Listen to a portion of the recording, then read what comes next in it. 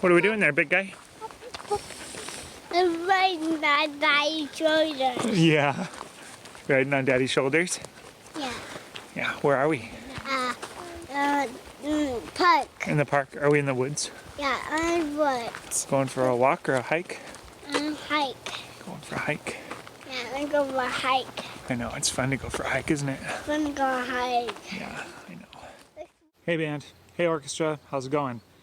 Hey, Mr. Wenman here, coming to you from my backyard. Happy spring. Finally feels like spring. And May 1st, it's a beautiful time, so I hope you guys are getting outside, enjoying your time, making the best of this. Don't have much in the terms of announcements for you this week.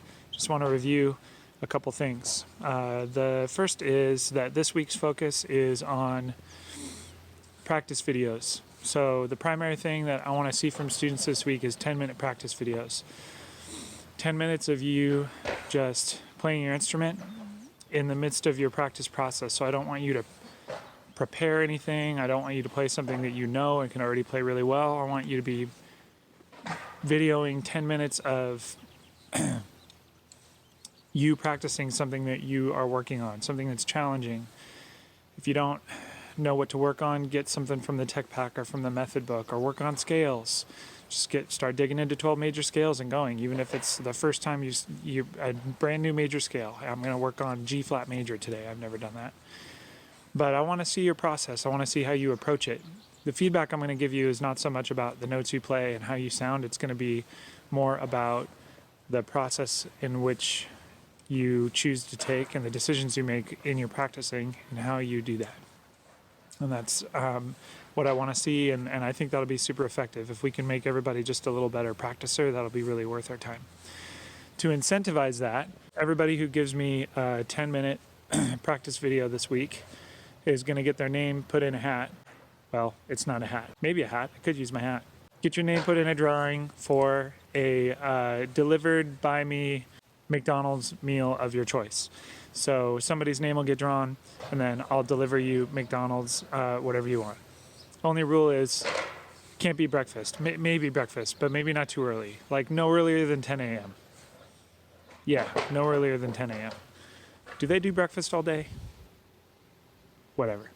Okay, point is, turn in your videos, get your name in the hat for a McDonald's meal delivered by me. Drum major audition information is up. I told you that last week. The difference is now those videos are up there. So if you want to audition, you're a sophomore, you want to apply an audition to be a drum major, videos for practicing your conducting are up on the website next to the application. Applications are due next Friday. So everything is due May 8th, teacher recommendations and all that good stuff. So that's it from me for this week. For this week, we have a special guest for our practice tip of the week. I asked somebody that many of you know and had as a teacher. This is Mr. Brian Bogue bringing you the practice tip of the week. Take it away, Mr. Bogue. Well, hello.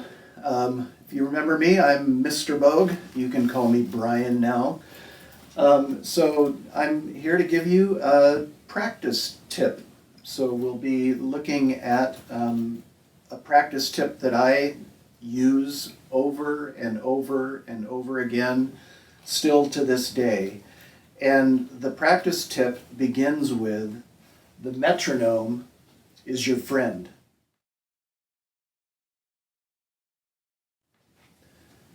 So here we have a metronome on my phone. Now any of you can get this app and put it on your phone.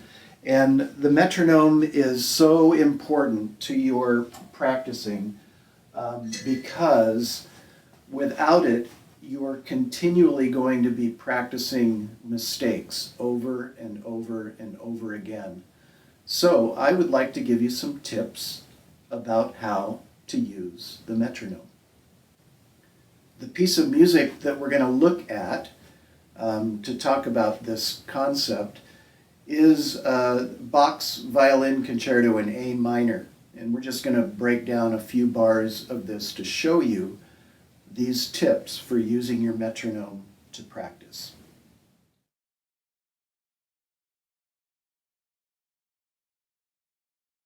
So the first thing you want to do when you set your metronome is set it at a speed that you can practice through a phrase or through the entire piece if you're playing from beginning to end, but so that you can work through a phrase without any mistakes. So the important thing is to find a tempo where that might be. So you might start playing the piece in that section that I'm talking about and start playing the piece at a tempo you can play through it. So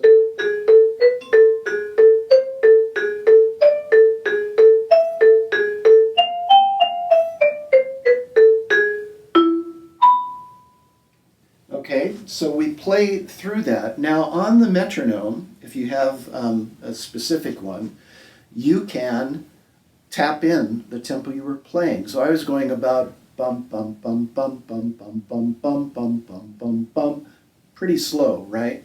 But I'm going to tap that in, and I'm going to tap it in, tapping in the eighth notes, because it's such a slow tempo. I'll use an eighth note subdivision. So I'll be thinking of the tune. Da da da da da da da da da da da da da. All right. So that is around 90.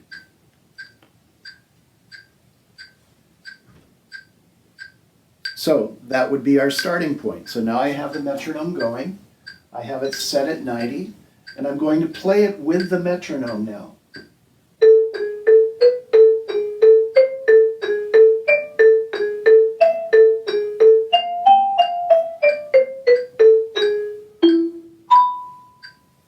So I practiced that a few times at 90.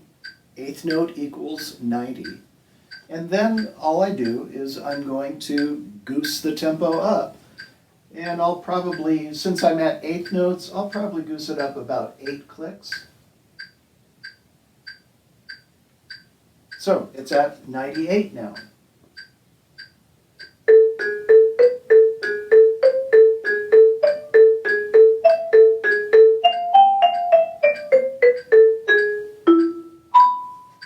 Okay, so you practice that at 98, then you keep goosing it up a little bit more at a time. Now there will become a time where you can change the metronome setting by cutting it in half and have the quarter note then equal the tempo as you get faster. Let's say I'm up at a tempo of around 114.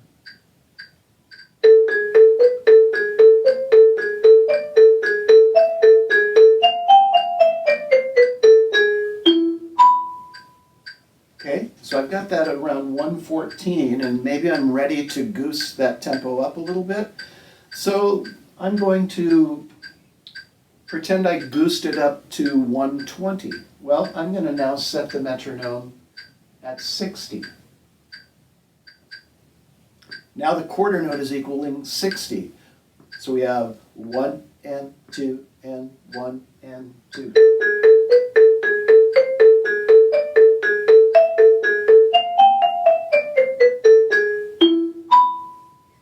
All right, so at that point, you can start from there bringing the tempo up. Now the piece is allegro moderato, so you're going to want to end up playing that piece in around probably 120-ish. And so from 60, you can start bringing the tempo up.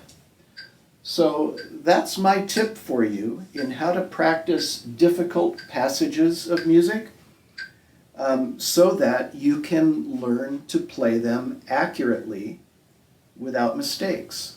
The most common thing we do is try to play things too fast, and then all we're doing is practicing our mistakes and getting really good at our mistakes. So the important thing for you to do is to practice at a tempo where you can practice with no mistakes using your good friend, the metronome.